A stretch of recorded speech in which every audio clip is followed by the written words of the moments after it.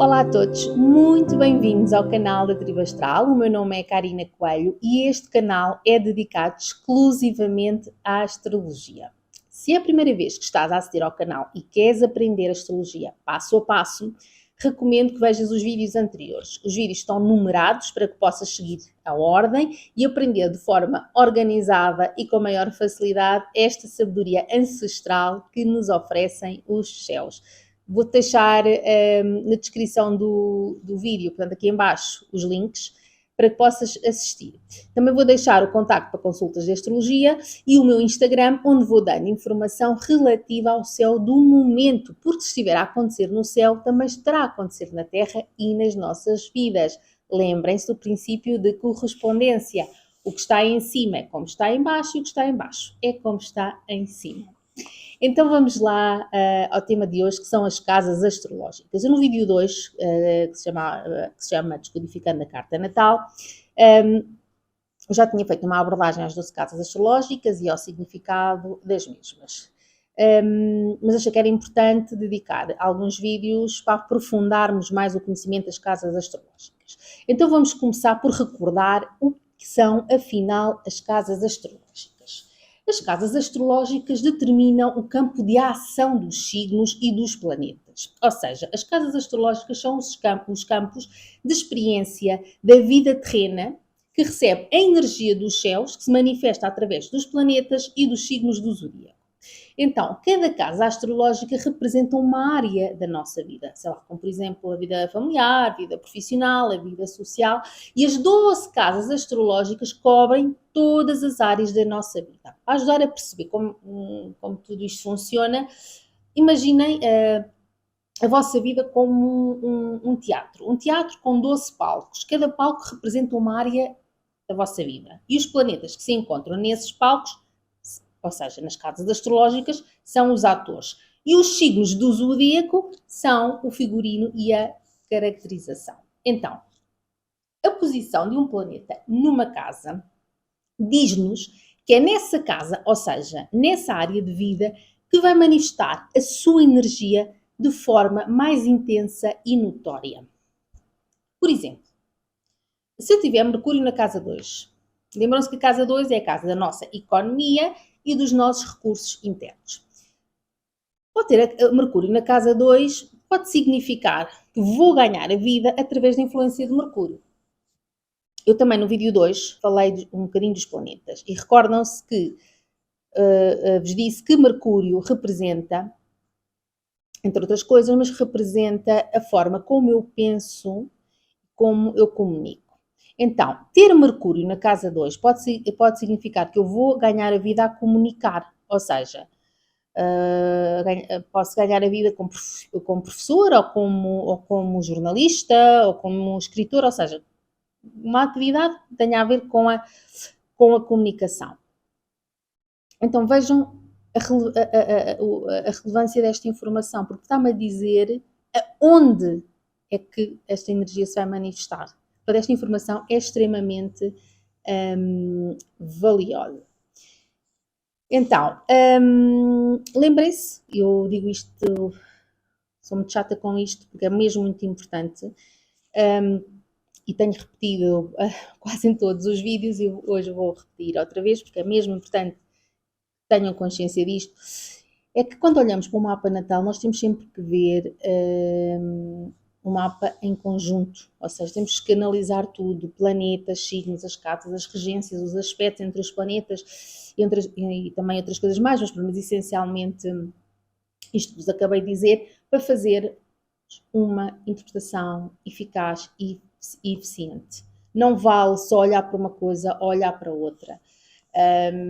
Isso não, ou seja, tem que se ver tudo, vemos por camadas e depois integramos toda a informação. E só assim é que podemos fazer uma boa interpretação e correta interpretação de um mapa natal. Bom, nós muito em breve vamos percorrer planeta a planeta e a forma como se manifestam por casa por signo, e já vamos começar a extrair muito mais informação. E pouco a pouco vão a realmente ter consciência dos vários níveis de informação e camadas de informação. Isto é como aquelas bonecas, as matrioscas, sabem? Aquelas bonecas russas que se encaixam umas nas outras. Pois isto a astrologia funciona da mesma forma. Então, as casas astrológicas, tal como os signos do zodíaco, são 12, como eu referi há pouco. Portanto, elas são numeradas em sentido anti-horário. O que determina as casas são o local onde nascemos e a hora exata. O seu começo é a partir da cúspide do ascendente e o signo do ascendente muda a cada 2 horas, para quem não sabe. E por isso é que é fundamental saber a hora exata de nascimento, para sabermos qual é o grau exato e em que signo está a cúspide do ascendente, que é a cúspide também da casa 1, e a partir daí sabermos as restantes casas. Algo que abordei também no vídeo de hoje, Descodificando o Mapa Natal, mas que quero relembrar hoje, é que no sistema de casas Plácidos, que é o sistema de casas mais utilizado, apesar de haver outros, o tamanho de casas pode variar. Então, o tamanho das casas depende do local do mundo onde nós nascemos. E eu queria dizer isto porque há muita gente que pensa que o tamanho das casas lhes dá maior ou menor importância. Não tem nada a ver. Portanto, uma casa por ser maior não é mais importante que outra, ou se for mais pequena tem menor importância. O que dá peso às casas é a sua angularidade e os planetas que estiverem aí localizados.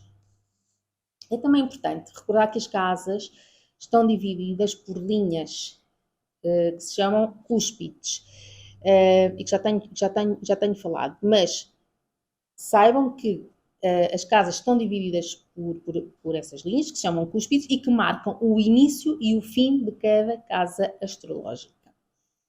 Numa carta, as cúspides mais importantes, e pela ordem que eu vos vou dizer, são a cúspide do ascendente, ou seja, a cúspide da casa 1, a cúspide do meio do céu, ou seja, da casa 10, depois a cúspide do descendente, casa 7, e por fim a cúspide do fundo do céu, ou seja, da casa 4. Estas casas são chamadas as casas angulares.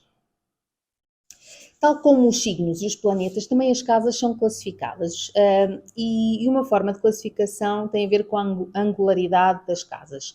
Existem 3 tipos de casas astrológicas: as casas angulares, as casas sucedentes, portanto são as que sucedem às angulares, e as casas cadentes, que é, as que estão em queda, portanto, são as menos importantes. Então, as casas angulares, como referi há pouco, são as mais importantes e poderosas e são a casa 1, 10, 7 e 4, por esta ordem. Os planetas que estão nestes 4 ângulos, ou seja, no ascendente, no meio do céu, descendente e fundo do céu, têm muitíssima força. E nota-se de forma muito marcada a expressão da sua energia. Estas casas, reparem que representam os 4 pilares da nossa vida. A casa 1 fala da nossa personalidade, a casa 4 fala da nossa família, a casa 7 das nossas relações, nomeadamente da vida em casal, e a casa 10 da nossa profissão. Então, tudo o que acontece nestas áreas de vida são de extrema importância e tem um grande impacto na vida de cada um de nós. Depois, temos as casas sucedentes, que são as casas 2, casa 5, casa 8 e casa 11. Estas casas são menos poderosas que as casas angulares, mas são mais fortes que as casas cadentes. Então, as casas sucedentes mostram o resultado da energia posta em movimento nas casas angulares e têm uma influência estabilizadora. Ou seja, nestas casas vemos o resultado do nosso esforço. A nossa economia na casa 2, os nossos filhos na casa 5, a economia do outro, pode ser, por exemplo, o nosso marido na casa 8 e os amigos que temos e objetivos na casa 11. Depois temos as casas cadentes, que são a casa 3, a casa 6, a casa 9 e a casa 12. Estas casas são as que têm menos força, mas são as casas que nos indicam a direção a seguir. A casa 3 tem a ver com o que aprendo e como comunico. A casa 6 com o meu trabalho e com as minhas rotinas. A casa 9 com os meus estudos superiores ou longos, como por exemplo é o caso da astrologia, do estudo da astrologia, é bastante longo, portanto dura a vida toda. E a casa 12 que tem a ver com os assuntos ocultos. Embora as casas cadentes sejam menos poderosas que as casas sucedentes, a casa 9, segundo a astrologia tradicional, é uma exceção porque recebe muita luz. É a casa que, reparem, que antecede a casa 10, ou seja, que antecede o meio do céu e, portanto, o meio do céu, que é o ponto mais alto do mapa. E por isso é que a casa, antecedendo esse ponto mais alto do mapa, está muito visível. E além disso também faz trígono com o ascendente. Para concluir a classificação das casas por angularidade, a ordem dos níveis de força das casas angulares são, por esta ordem, casa 1, casa 10, casa 7 e casa 4. Depois, das casas sucedentes, casa 11, casa 5, casa 2 e casa 8. Casas cadentes, casa 9, casa 3, casa 6 e casa 12. E outra coisa que também é importante dizer é que quanto mais perto o planeta estiver na cúspide de uma casa, mais forte vai ser a sua expressão, independentemente da casa onde estiver. Quanto mais perto da cúspide, mais força tem. Ou seja, a sua expressão vai ser muito mais notória. Agora vamos ver a classificação das casas por elemento. Então, cada elemento tem afinidade com 3 casas e esta afinidade vem pela energia dos signos associadas às casas. Vamos começar pelo elemento fogo. Então, as casas relacionadas com o elemento fogo é a casa 1, que também é angular, a casa 5, que é sucedente, e a casa 9, que é cadente. Estas casas são de atividade, criatividade e aventuras. Estas 3 casas podíamos chamar triplicidade do espírito. Depois temos as casas astrológicas relacionadas com o elemento terra. A casa 2, também é uma casa sucedente, a casa 6, que é cadente, e a casa 10, que é angular. Estas casas são as que tratam dos assuntos financeiros, das rotinas do dia-a-dia e também dos assuntos profissionais. Então, estas casas podíamos chamar a triplicidade da matéria. Depois, temos as casas do elemento ar, que são a casa 3, também uma casa cadente, a casa 7, que é uma casa angular, e a casa 11, que é uma casa sucedente. Então, estas são as casas da comunicação, das relações e das amizades. Assim, estas 3 casas podemos lhes chamar a triplicidade da relação. E por fim, temos as casas do elemento água, que são a casa 4, que é uma casa angular, casa 8, uma casa sucedente, e a casa 12, que é uma casa cadente. E estas casas são as áreas das nossas vidas que se referem ao psíquico, ao espiritual e também aos processos de transformação. Para terem uma ideia, são estas 3 casas que indicam, numa interpretação de um mapa natal, o potencial de desenvolvimento espiritual da pessoa. Portanto, lembrem-se, das casas de água. Então, e por isso, estas 3 casas podemos lhes chamar a triplicidade da alma. Agora, vamos ver a classificação das casas por eixos opostos e complementares. Tal como os signos do zodíaco, as casas também podem agrupar-se por eixos opostos e complementares. Então vamos ver a casa 1 e a casa 7. Primeiro eixo. Casa 1 mostra a personalidade e os interesses pessoais e a casa oposta e complementar, que é a casa 7, indica o desejo e a forma de partilhar. Quando olhamos para o eixo casa 2, casa 8, a casa 2 representa os meus recursos e a casa 8 representa os recursos do outro ou os recursos dos outros. Eixo casa 3 e casa 9. A casa 3 representa a comunicação e o conhecimento e a casa 9 representa a sabedoria para usar de forma adequada o conhecimento. Eixo, casa 4, casa 10. A casa 4 representa a vida familiar e privada e a casa 10 a vida pública e profissional. Eixo, casa 5 e casa 11.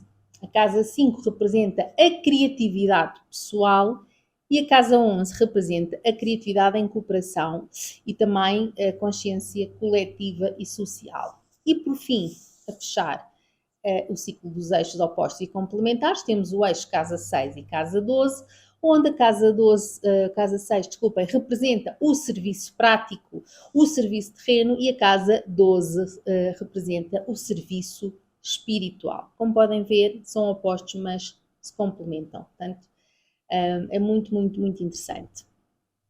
E antes de terminar o vídeo de hoje, quero ainda falar-vos da divisão das casas por hemisférios. Comecemos por ver a divisão horizontal dos hemisférios. Se, ao analisar a carta natal, na metade superior da mandala, ou seja, na metade por cima da linha do horizonte do ascendente, descendente, e vemos que a maioria dos planetas estão aí localizados, então significa que esta pessoa está mais conectada com o mundo exterior, que é uma pessoa que se adapta facilmente ao mundo. Se, por contrário, os planetas estiverem localizados no hemisfério abaixo da linha do horizonte, ou seja, abaixo da linha do ascendente descendente, significa que a pessoa tende a ser fechada, tende a ser introspectiva e, portanto, está mais conectada com o seu eu, com o seu mundo interior e, portanto, tem menos capacidade de se adaptar ao mundo exterior. Já agora também, para ficarem a saber, se virem que o Sol está localizado no hemisfério superior da carta, significa que essa pessoa nasceu de dia. E se o Sol estiver localizado no hemisfério abaixo da linha do horizonte, significa que nasceu de noite. Agora vamos ver a divisão dos hemisférios na vertical. Se, ao analisar a carta, vemos que a maioria dos planetas está localizados no hemisfério oriental, ou seja, do lado do ascendente, significa que a pessoa tem um potencial de tomar decisões baseadas nos seus desejos e baseada também nas suas necessidades. E que são pessoas que criam as suas próprias oportunidades, que tendem a ser independentes e autossuficientes.